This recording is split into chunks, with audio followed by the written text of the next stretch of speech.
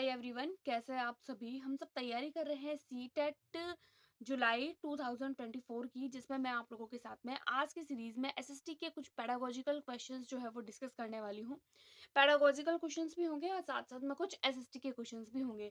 Total 30 question होंगे और ये जो वीडियो है वो प्रीवियस ईयर क्वेश्चंस जो है जो आप लोगों के पेपर 2 जो 6 टू 8 के लिए होता है, उसमें जो आए हुए एसएसटी के क्वेश्चंस है वो क्वेश्चंस डिस्कस करने वाली हूँ। आप लोग इसको एज अ टेस्ट दीजिएगा और टेस्ट देने के बाद में आप लोगों के कितने मार्क्स बन रहे हैं वो मुझे कमेंट करके ज़रूर बताइएगा। तो फिर चलिए बिना किसी देरी के वीडियो को स्टार्ट करते हैं। फर्स्ट क्वेश्चन हम लोगों से पूछा है, भारत में ग्राम पंचायत कितने वर्षों के कार्यकाल के लिए चुना जाता है? यानी ग्राम पंचायत कितने टाइम के लिए होता है?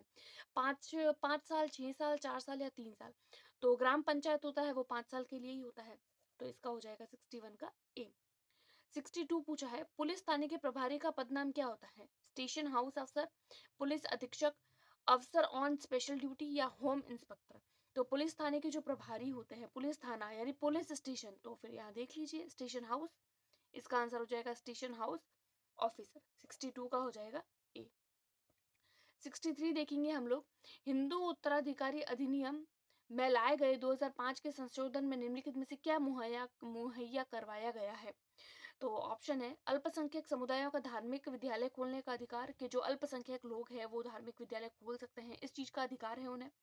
महिलाओं का पारिवारिक संपत्ति में बराबर हिस्सेदारी, यानी जब प्रॉपर्टी की जब हिस्सा होता है तो सिर्फ जेंट्स का हिस्सा किया जाता है, तो इनके हिसाब से क्या महिलाओं का भी हिस्सा होना चाहिए। हिंदू समुदाय का विवाह संबंधी विशिष्ट कानून, यानी कि जो विवाह होता है, विवाह से शादी से रिलेटेड जो है वो अलग से कानून बनाना। पुरुषों का तलाक देने के बाद मुआवजा देने की जिम्मेदारी में सुरक्षा का अधिकार। तो कौन से अधिकार की बात करी गई है? तो 2005 का जो संशोधन हुआ था उसमें महिलाओं का पारिवारिक संपत्ति में बराबर हिस्सेदारी का अधिकार। तो 63 का हो जाएगा 2। 64 नंबर देखेंगे, भारतीय संविधान की व्याख्या का अंतिम अर्थ निर्णायक किसे माना जाता है? यानी भारतीय संविधान है उसमें क्या किसे जो मेन जो निर्णायक है वो किसे कहा गया है? तो पहला है भारत के राष्ट्रपति, संसद, न्यायपालिका या अटॉर्नी जनरल। तो देखिए यहाँ पर जो अर्थ निर्णायक होता है, अंतिम अर्थ निर्णायक होता है, वो होता है न्यायपालिका। यहाँ पर आप लोग भारत के राष्ट्रपति मत लगा दीजिएगा, भारत के राष्ट्रपति नहीं होते हैं, न्यायपालिका होती है, जुडिशरी होती है, इस बात को आप लोग याद रखिएगा। राइट, अब हम देखते हैं 65 कि अत्याचार निवारण अधिनियम 1990 को निम्नलिखित में से कौन से समुदाय को न्याय दिलाने के लिए पारित किया गया था? दलित और अल्पसंख्यक, दूसरा है अल्पसंख्यक एवं आदिवासी, तीसरा है आदिवासी और दलित, चौथा है केवल अल्पसंख्यक। तो अत्याचार निवारण जो अधिनियम था 1990, उसको निम्नलिखित में से कौन सा समुदाय, तो वो समुदाय था आपका आदिवासी और दलित। आदिवासी और दलित जो समुदाय था उसको न्याय दिलाने के लिए पारित किया गया था अत्याचार निवारण अधिनियम। डेट याद रखिएगा आप लोग इसकी 1990।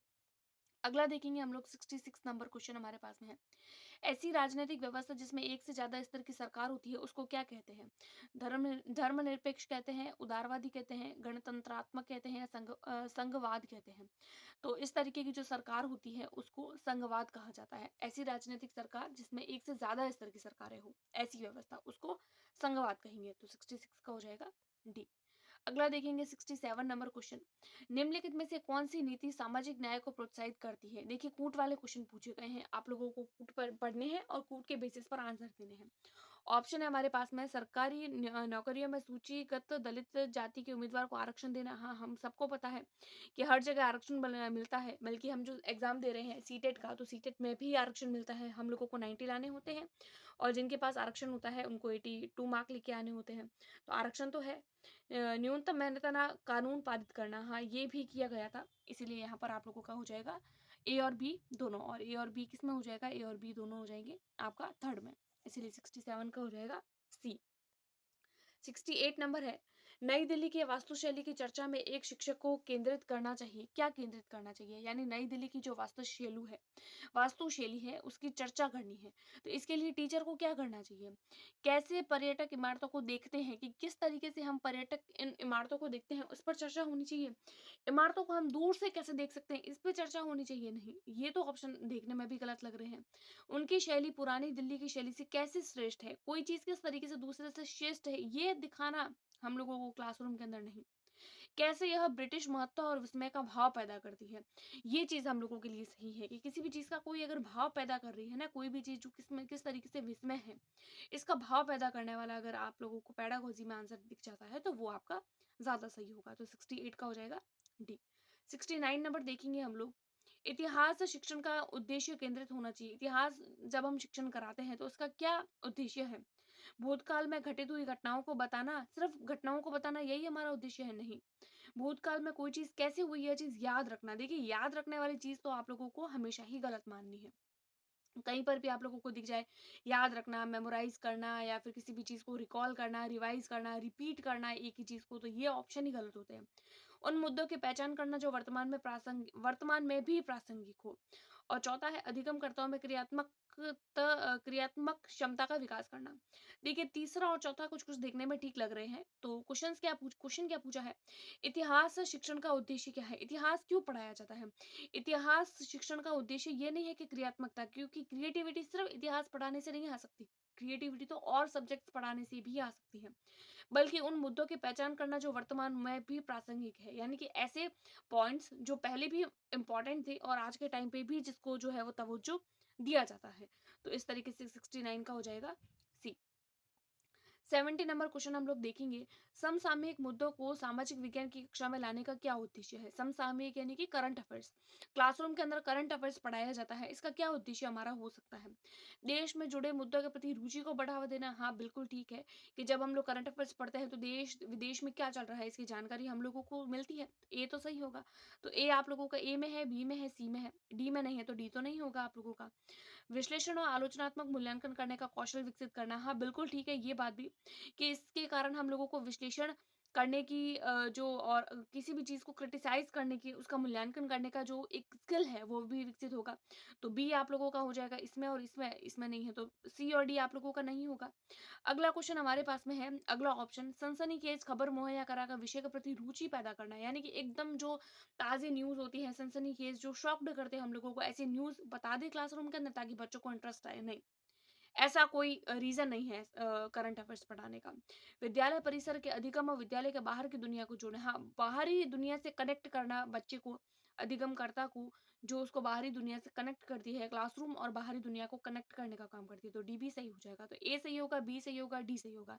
तो ए, बी और डी आप लोगों का सेकंड में है। तो इसीलिए आप लोगों का हो जाएगा 70 का बी। अगला देखेंगे 71 नंबर। सामाजिक विज्ञान की कक्षा में समानता पर चर्चा करते समय उद्देश्य क्या होना चाहिए? यानी कि कोई भी चीज़ समान है, यानी लड़का-लड़की उसमें भेद नहीं करना है। उसके अलावा जो जाति-पाति का जो भेद होता है उसको नहीं करना है। देश में जितने भी लोग हैं उनको सभी को समान मानना है। इस तरीके से चर्चा हो रही है क्लासरूम के अंदर, तो इसका क्या उद्देश्य है? कि इसका उद्देश्य ये हो सकता है कि अधिगमकर्ताओं के साथ में गरिमा से जुड़े मुद्दों को संबोधित करना। हाँ, हाँ, ये बात तो ठीक है बिल्कुल, ए तो ठीक हो जाएगा। ए आप लोगों का बी लास्ट वाले में नहीं है तो ये हट जाएगा। सभी का सम्मान करने के प्रति अधिगमकर्ताओं को संवेदनशील बनाना। हाँ, ये बात भी ठीक है कि हमें सभी को सम्मान के साथ में बात करनी है। इस तरीके से स्टूडेंट को बना देना, तो बी आप लोगों का सी में नहीं है तो ये भी नहीं होगा। संविधान में परिलक्षित मूल्यों पर आधारित है। हाँ, संविधान में भी हमारी इस तरीके की बात करी गई है, तो सी भी सही हो जाएगा। चौथा है यह समझना कि हर तरीके का अंतर असमानता की तरफ ले जाता है। नहीं, ये कोई लॉजिक नहीं है और डी आप लोगों के, यानी कि वैसे तो चारों ही सही है लेकिन हम लोगों को 4 में से 3 ही बेस्ट चूज़ करने हैं। तो ए, बी, सी जो है वो तीनों ज़्यादा सही लग रहे हैं तो हम लोग ए, बी, सी की तरफ जाएँगे। यानी 71 का हो जाएगा ए। अगला देखेंगे 72 अगेन से कूट वाले क्वेश्चंस। कक्षा और समाज में व्याप्त विविधता को संबोधित करने के लिए सामाजिक विज्ञान के शिक्षक को कैसा होना चाहिए? विभिन्न संस्कृतियों से जुड़े उदाहरणों को कक्षा की चर्चा में शामिल करें। हाँ, ये बात बिल्कुल ठीक है कि अलग-अलग संस्कृतियों से जुड़े जो चीज़ें होती हैं, एग्ज़ाम्पल्स होते हैं, मल्टीपल जो कल्चर होता है उसका क्लास के अंदर डिस्कस करना, ये बात तो बिल्कुल ठीक है।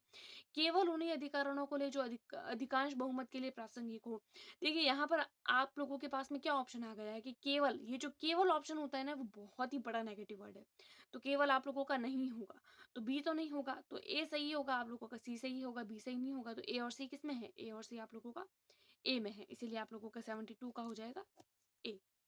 अगला देखेंगे 73 सामाजिक विज्ञान में आकलन को बल देना चाहिए, यानी कि सामाजिक विज्ञान में किस तरीके का आकलन होना चाहिए? जो अधिगमकर्ताओं की पहचान करे, जो असफल हो, किसी भी बच्चे की असफलता की पहचान करना नहीं। अधिगमकर्ता की कक्षा में लेखन की क्षमता नहीं, लिखने से आकलन करना और लिखने का आपस में संबंध है लेकिन उतना नहीं। अधिगमकर्ताओं को सूचना को याद करना, देखिए ये जो याद करने वाला वर्ड है ना, वो अभी थोड़ी देर पहले मैंने बताया था, वो ही गलत है। तो याद करने वाला वर्ड तो नहीं होगा, तो सी भी नहीं होगा, पहला नहीं होगा, दूसरा नहीं होगा, तीसरा होगा, तो चौथा ही बचा है, तो चौथा हो जाएगा। अपने अधिगम को विभिन्न दैनिक परिस्थितियों से जोड़ते हुए अधिगमकर्ता की क्षमता का मूल्यांकन करना, तो 73 का हो जाएगा डी। 74 देखेंगे हम लोग, द्वितीयक स्रोत का उदाहरण है, यानी an example of secondary source is. Secondary source कौन सा है इसमें? सीए बेली द्वारा लिखित an in illustrated history of modern India, James Mill द्वारा लिखित history of British India, Bharat का संविधान, और रविंद्रनाथ टैगोर की पेंटिंग। तो ये तो आप लोगों का जो है वो एक रटा रटाया क्वेश्चन होना चाहिए कि जो सेकेंडरी जो सोर्स होते हैं, एग्जाम्पल किस कौन सा है, तो वो है C A Bayley and illustrated history of modern India. तो 74 का हो जाएगा आप लोगों का ए। 75 देखेंगे, औपनिवेशिक भारत में स्त्री शिक्षा पर चर्चा करने के लिए विद्यार्थी निम्न आत्मकथाओं में से किसको संदर्भित करता है? ताराबाई शिंदे कृत स्त्री पुरुष तुलना, रास सुंदरी देवी कृत आमार बीबान, रुकैया सखावत हुसैन कृत सुल्ताना का स्वप्न, और सत्यनार कृत मनी में कलई। तो यहाँ हमारा सही आंसर हो जाएगा रास सुंदरी देवी कृत आमार जीवान। तो 75 का हो जाएगा बी। अगला देखेंगे 76, भूगोल शिक्षण को किन मुद्दों से जुड़े संदर्भ में परिप्रेक्ष्य का विकास करना चाहिए? भूगोल से संबंधित बात पूछ रहे हैं, भूगोल शिक्षण का किस मुद्दों के संदर्भ में विकास करना चाहिए? संसाधन और संरक्षण, ये बात तो ठीक है। विकास और विस्थापन, ये बात भी ठीक है। विविधता में एकता से जुड़ी चुनौती, देखिए जब विविधता से एकता की बात होती है ना, तो उसमें कभी भी डाइवर्सिटी की बात, चैलेंज की बात नहीं हुई, तो चुनौती यहाँ पर ये गलत हो जाएगा। और डी है मानव विकास, ठीक है। भूगोल में संसाधन पर भी ध्यान दिया जाता है, विकास पर भी ध्यान दिया जाता है, और मानव विकास पर भी ध्यान दिया जाता है, लेकिन भूगोल में कभी भी विविधता में एकता से जुड़ी चुनौती पर बात नहीं की जाती है। तो यहाँ पर आप लोगों का ए, बी और डी। ए, बी और डी किसमें है? 4 में। तो 76 का हो जाएगा डी। अगला देखेंगे हम लोग 77 नंबर क्वेश्चन, एक सक्रिय सामाजिक विज्ञान की कक्षा में अधिगमकर्ता को कौन प्रेरित करती है? चर्चाओं की न्यूनतम संख्या, देखिए अगर चर्चा न्यूनतम होगी तो बच्चा कभी भी एक्टिव नहीं होगा, और बच्चा एक्टिव नहीं होगा तो अधिगमकर्ता को प्रेरणा कैसे मिलेगी? वो किस तरीके से जो है वो एनकरेज होगा, लर्नर खुद किस तरीके से एक्टिव होगा जब चर्चा ही नहीं होगी? तो ये तो नहीं होगा। पाठ्य पुस्तक के पठन पर केंद्रित, देखिए जब हम लोग पेडागोजी पढ़ते हैं तो हम लोग हमेशा देखते हैं कि बच्चे को एक्टिव रखना है, ऐसा काम करना है जिसमें बच्चा एक्टिव रहे, बच्चा कोई एक्टिविटी करे। लेकिन जब बात अगर बच्चा पाठ पढ़ेगा या टीचर अगर पढ़ रहा है, तो इस तरीके से बच्चा एक्टिव नहीं होगा। व्याख्यान को सुनना और साझा किए पर निर्भर रहना, कि हम लोग पहले लेक्चर को सुन लें और फिर हम उसको शेयर करते हैं। देखिए लेक्चर को सुनना, कोई बच्चा एक्टिव नहीं होगा लेक्चर सुनने से, सामने बच्चा पेसिव हो जाएगा अगर वो लेक्चर सुनेगा तो ये तीनों नहीं होंगे। चौथा है चुनौतीपूर्ण प्रोजेक्ट में भागीदार होना, पार्टिसिपेट इन चैलेंजिंग प्रोजेक्ट। हाँ, हम लोगों को चैलेंज करना है, ऐसे प्रोजेक्ट्स बच्चों को देने हैं जो बच्चे के लिए चैलेंज हो और वो अलग अलग तरीके से चुनौती को स्वीकार करे, क्योंकि जब वो चुनौतियों को स्वीकार करना सीखेगा तो वो एक्टिव हो जाएगा, अलग अलग काम करने की स्कीम्स सोचेगा। तो 77 का हो जाएगा डी। 78 है, अध्याय के अंत में दिए गए प्रश्नों के बारे में निम्नलिखित में से, यानी कि जब हम चैप्टर पढ़ लेते हैं तो चैप्टर पढ़ने के लास्ट में हम लोगों को कुछ अभ्यास क्वेश्चंस दिए जाते हैं, उनका क्या उद्देश्य है? इनका उद्देश्य हो सकता है, ऑप्शन है हमारे पास में, ये विद्यार्थियों को अवधारणाओं को अपने शब्दों में सुनाने और मुद्दों पर वाद विवाद करने के लिए प्रेरित करते हैं। ये बात तो बिल्कुल ठीक है, ये तो ठीक है। प्रोजेक्ट कार्य तुलना और विभेद करना अध्याय के अंत में दिए गए प्रश्नों के प्रकार है। प्रोजेक्ट कार्य होते हैं तुलना करना, कंपैरिजन करना, और कॉन्ट्रास्ट टाइप जो क्वेश्चंस होते हैं वो एंड टाइप क्वेश्चंस का प्रकार है। बी भी ठीक होगा। अधिगमकर्ताओं में कक्षा में पहले पढ़ाई गई अवधारणाओं को समझना, कि क्लासरूम में क्या चीज पढ़ाई जा रही है, तो इसके बारे में पहले क्या पढ़ा रहे हैं उसके बारे में भी डिस्कस करना नहीं। आज पढ़ा है तो आज ही के क्वेश्चंस करेंगे, तो यहाँ पर आप लोगों का ए और बी ठीक हो जाएगा। तो 77 का हो जाएगा आप लोगों का बी, ए और बी। अगला देखेंगे हम लोग 79 नंबर, इस तरीके से कूट वाले क्वेश्चंस पूछे जा रहे हैं, आप लोगों को समझ आ रही होगी कि ये कूट वाले क्वेश्चंस जो होते हैं वो कितने इंपॉर्टेंट होते हैं। सामाजिक और राजनीतिक विज्ञान की पाठ्य पुस्तकों में सामाजिक और राजनीतिक मुद्दों की परिभाषाएं और विवरण देना, ये बात आप लोगों की ठीक है। परिभाषाएँ देना, विवरण भी देना। संस्थाओं और प्रक्रिया को ऐसे चित्रित किया गया कि वे उसी तरह कार्यान्वित रही जैसा संविधान में उसकी कल्पना की गई है। हाँ, ये बात भी ठीक है। ये बात भी आप लोगों की नहीं, ये आप लोगों की गलत हो जाएगी। बी ऑप्शन है ना 79 का बी आप लोगों का गलत हो जाएगा कि संस्थाओं और प्रक्रियाओं को ऐसे चित्रित करना कि वे उसी तरह कार्यान्वित रहे जैसे संविधान में उनकी कल्पना की गई है। यानी कि कोई भी जो संस्था होती है, कोई भी स्कूल होती है, कोचिंग होता है, ट्यूशन होती है, तो वो इस तरीके से पढ़े जो संविधान में एज़ इट इज़ हो। नहीं, एज़ इट इज़ नहीं हो सकता कि सामाजिक और राजनीतिक जीवन की पाठ्यपुस्तकों में एज़ इट इज़ वैसे नहीं हो सकती। लोगों व क्षेत्रों से जुड़े विभिन्न ठोस उदाहरणों को प्रस्तुत करना, हाँ, ये बात हम लोग कर सकते हैं। अलग-अलग तरीके की परिभाषाएँ देंगे और हम लोग अलग-अलग तरीके के एग्ज़ाम्पल्स सेट करेंगे। तो ए और सी आप लोगों का बी में सही है। तो 79 का हो जाएगा बी। 80 नंबर हम लोग क्वेश्चन देखेंगे। डॉक्टर अंबेडकर के कोरेगांव जाते समय अनुभव का वर्णन करते हुए एक शिक्षक पूछते हैं, यानी कि एक एसएसटी का टीचर है, वो क्लासरूम के अंदर पढ़ा रहा है भीमराव अंबेडकर के बारे में, और पढ़ाते-पढ़ाते जब भीमराव अंबेडकर कोरेगांव जाते हैं, तो उनके बारे में बात कर रहे हैं और अनुभव का वर्णन करते हैं। तो तब टीचर पूछता है, क्या आपको लगता है कि स्टेशन पर लोगों ने डॉक्टर अंबेडकर और उसके भाइयों के प्रति भेदभाव किया होगा? यानी हम लोगों को पता है ना कि शुरुआत में जो है वो भीमराव अंबेडकर जब वो छोटे थे, स्कूल जाते थे, तो उनके साथ में भेदभाव होता था। तब वो कोरेगाँव जा रहे थे, तो क्या उनके और उनके भाइयों के बीच में जो भेदभाव किया गया था लोगों द्वारा? इस प्रकार के प्रश्न किस कौशल पर जोर देते हैं? यानी कि एक क्लासरूम के अंदर टीचर अगर इस तरीके का क्वेश्चन पूछता है, तो वो इससे क्या बच्चे के अंदर क्या विकसित होगा? अनुभवों की तुलना होगी, परिस्थितियों से अनुमान होगा, कारण और प्रभाव होगा और परिस्थितियों के बारे में परिकल्पना होगी। देखिए, जब हम लोग इस तरीके से जब हम बात करेंगे कि जब डॉक्टर भीमराव अंबेडकर जी जो थे वो कोरेगाँव गए थे, तो उसमें उस टाइम पे उनके साथ में भेदभाव हुआ होगा, तो उनकी किस तरीके की परिस्थिति रही होगी। तो हम दूसरों की परिस्थिति को समझ सकें, तो इस तरीके की कल्पना हम लोग जो है वो हम लोग हमारे माइंड में विकसित हो जाती है, एन्फर हो जाते हैं हम फॉर सिचुएशंस, परिस्थितियों के लिए अनुमान लगा सकते हैं। तो 80 का हो जाएगा बी। 81 देखेंगे हम लोग कि बाजार विषय का परिचय देने के लिए कौन सी शिक्षण शास्त्रीय विधि सर्वोत्तम होती है। यानी कि एक क्लासरूम है, उसके अंदर एक टीचर जो है, आप या फिर आप ही टीचर हैं मान लीजिए, आप लोगों को मार्केट जो चैप्टर है या जो सब्जेक्ट है उस पर आप लोगों को पढ़ाना है, तो आप लोग किस तरीके से अच्छे से उसको पढ़ा पाएंगे। पाठ्य पुस्तक पर देखिए, बाजार के बारे में बताना है तो सिर्फ चर्चा करें और पढ़ें, ऐसा अच्छी बात नहीं है।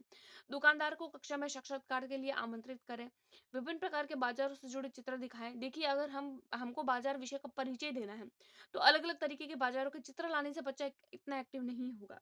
मानचित्र में स्कूल के आस-पास के बाज़ारों को हम लोग उसको जो है वो लोकेट करके बता देंगे, नहीं। एक दुकानदार को ही हम क्लासरूम में जो है वो साक्षात्कार के लिए बुला लेंगे, क्योंकि जब हम मार्केट में से किसी व्यक्ति को बुलाएँगे, उनसे जब हम लोग बात करेंगे, एक हम खुद कोई मार्केट देखने जाएँ, बल्कि एक जो मार्केट में काम करता है व्यक्ति, वो जब हमारे सामने पूरा हम जैसा उसका इंटरव्यू ले रहे हैं, उससे जिस तरीके से बातचीत करना चाहते हैं, सब अगर वो हमको इन्फॉर्मेशन दे, तो वो कितना बेहतर रहता है।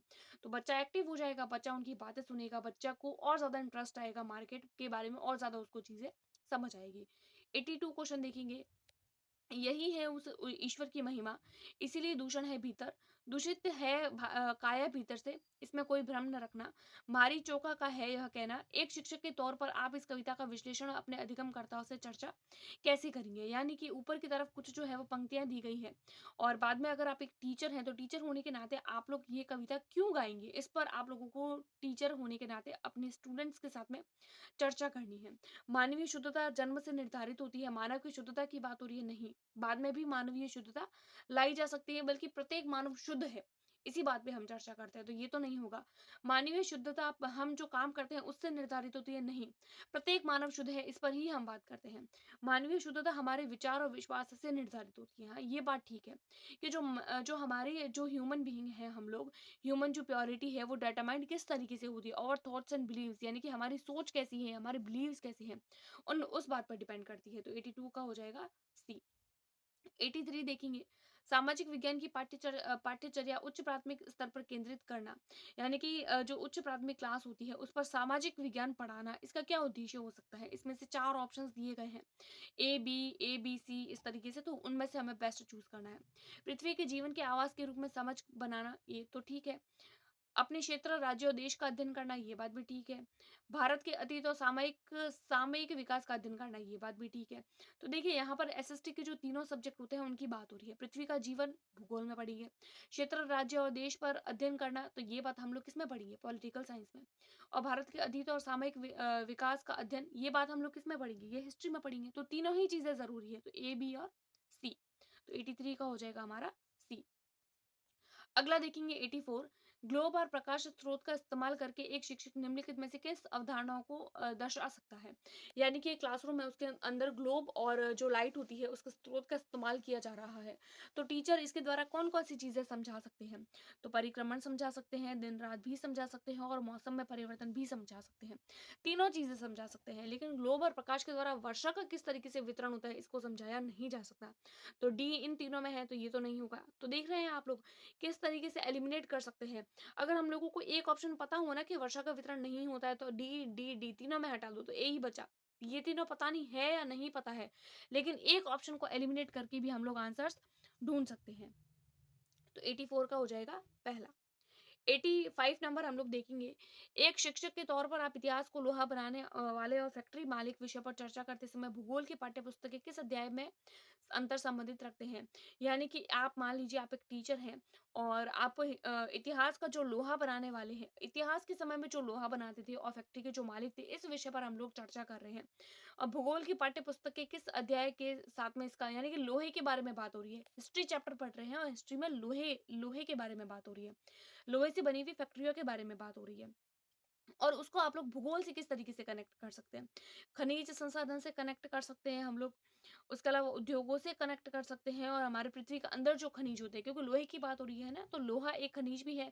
लोहे का उद्योग भी होता है, लोहा खनिज भी है और लोहा पृथ्वी के अंदर भी होता है।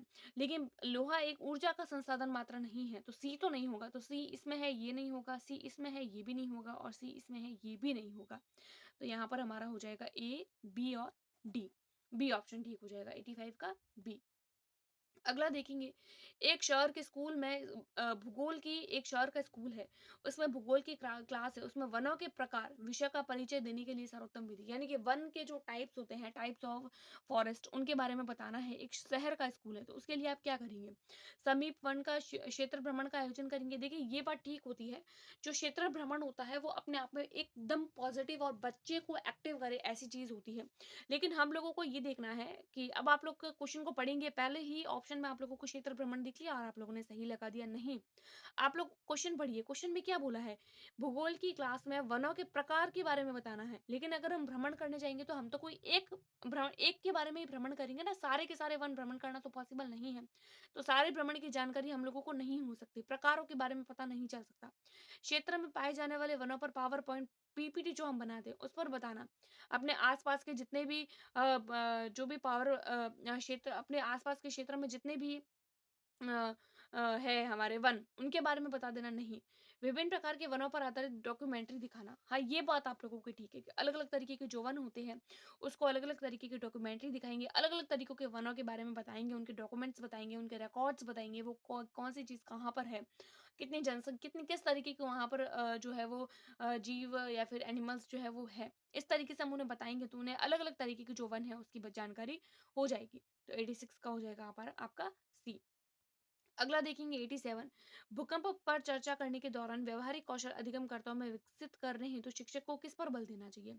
यानी कि क्लासरूम है उसके अंदर भूकंप टॉपिक जो है उस पर चर्चा हो रही है, तो एज अ टीचर आप लोग क्या करेंगे कि भूकंप के प्रकारों के बारे में बताएंगे, भूकंप के दौरान होने बरती जाने वाली सावधानियां, हालिया भूकंपीय घटना पर चर्चा और भूकंप से जुड़ी गतिविधि का प्रदर्शन। तो देखिए भूकंप पर चर्चा हो रही है तो सबसे पहले तो हम लोग उसकी सावधानियां बताएंगे, क्योंकि एक तो सबसे पहले तो हमने ये बताना है कि भूकंप है क्या, इसके बारे में। उसके बाद में हम लोगों को सबसे पहले सावधानियाँ बतानी है, क्योंकि जैसे ही हम लोग सावधानियाँ बताएँगे ना, क्योंकि यही इम्पोर्टेंट है, ताकि आप लोगों के पास में या आप लोगों के आस-पास अगर कभी भूकंप आपको देखने को मिले तो आप लोग अवेयर रहे उस चीज़ के लिए, राइट? 88 देखेंगे। तवा बांध क्षेत्र के स्थानीय लोग 1990 के दशक में अपने जीवन यापन में कौन से अधिकार के लिए संगठित हुए थे? तवा बांध के स्थानीय लोगों की बात हो रही है। खेती करने का अधिकार, मछली पकड़ने का अधिकार, उद्यान कृषि का अधिकार या व्यावसायिक वन पालन का अधिकार। देखिए, तवा बांध क्षेत्र की स्थानीय लोगों की बात हो रही है और 1990 की बात हो रही है। तो 1990 के समय में जो वहाँ के लोग थे, वो मछली पकड़ने का जो कार्य है, वो सर्वाधिक किया करते थे। इसीलिए यहाँ पर मछली पकड़ने का जो अधिकार है, वो चाह रहे थे उस बांध से, तवा बांध से। अगला देखेंगे 89, निम्नलिखित में से कौन सी व्याख्या विविधता का उचित प्रतीक है? व्याख्या व्यवस्था करनी है। क्या करनी है? व्याख्या किस पर? विविधता पर। तो विविधता पर जब व्याख्या करेंगे तो लोगों के बीच में भेदभाव तो पैदा नहीं होगा। लोगों के बीच में जब विविधता पर बात कर रही है तो एकरूपता भी नहीं आएगी। ये विशिष्टता को स्वीकार लेंगे एक तरीके से। जब विविधता पर चर्चा होगी, विशिष्टता पर जब चर्चा होती है, तो ये विशिष्टता को स्वीकार लेते हैं कि हाँ, दुनिया में हर चीज़ जो है वो अलग है। हर एक चीज़ जो है वो विशिष्ट है, अपने आप में एक इम्पोर्टेंट है, अपने आप में एक अलग चीज़ है। तो 89 का हो जाएगा सी। आज की वीडियो का लास्ट क्वेश्चन, हम लोग टोटल जो है वो 30 क्वेश्चन कर रहे हैं। 30 नंबर क्वेश्चन हमारे पास में है अभी, कि भारतीय लोकतंत्र के संदर्भ में निम्नलिखित में से कौन-सा गलत है? गलत पूछा है हम लोगों से। भारतीय जनता का एक छोटा हिस्सा भारतीय स्वतंत्रता से पहले मतदान कर सकता था। हाँ, छोटा हिस्सा मतदान कर सकता था। तो ये तो सही होगा। स्वतंत्रता के बाद में भारत में प्रतिनिधि लोकतंत्र को बनाया गया, ये बात भी ठीक है। भारत में सरकार को लोग अप्रत्यक्ष रूप से चलाते हैं। हाँ, अप्रत्यक्ष रूप से ही तो चलाते हैं। जैसे कि हम लोगों को अगर बीजेपी सरकार चाहिए, तो हम लोग ऐसा थोड़ी है कि हम लोग डायरेक्ट जो राष्ट्रपति जो बीजेपी का बन रहा है या फिर प्रधानमंत्री जो बीजेपी का बन रहा है, हम उसको डायरेक्ट वोट दे रहे हैं, नहीं। प्रधानमंत्री के और राष्ट्रपति के वोट हम नहीं देते हैं। हम तो अपने आस-पास के जो विधायक होते हैं, उनको एमएलए वगैरह जो होते हैं, उनको वोट देते हैं। फिर उनकी सरकार होती है, उनका गठबंधन होता है, उनकी जो स्ट्रॉन्ग जो भी गवर्नमेंट होती है, उसके बेसिस पर जो है वो अप्रत्यक्ष रूप से हम हमारी सरकार चुन रहे हैं। यानी कि हम एमएलए वगैरह अपने आस-पास के इलाके के लोगों को चूज़ करते हैं और वो सब मिलके जो है वो एक बड़ी सरकार बनाते हैं। तो ये बात भी ठीक हो जाएगी कि अप्रत्यक्ष तरीके से ही हम गवर्नमेंट चूज़ कर रहे हैं। भारत में पहला आम चुनाव 1950 में हुआ, नहीं हुआ। 1950 में पहला आम चुनाव नहीं हुआ था। हम लोगों से गलत पूछा है और गलत यही है। तो आप लोग एक काम करेंगे, एक कमेंट करेंगे कि भारत में पहला चुनाव, आम चुनाव जो थे 1950 में नहीं हुआ, तो कब हुआ? वो आप लोग मुझे कमेंट करके बताएँगे। और टेस्ट देने के बाद में आप लोगों के कितने मार्क्स बन रहे हैं, वो भी आप लोग मुझे कमेंट करके ज़रूर बताइए। और वीडियो पसंद आ रही है तो अपने दोस्तों के साथ में शेयर करें, वीडियो को लाइक करें और चैनल को अभी तक सब्सक्राइब नहीं किया है तो सब्सक्राइब ज़रूर करें। Thanks for watching.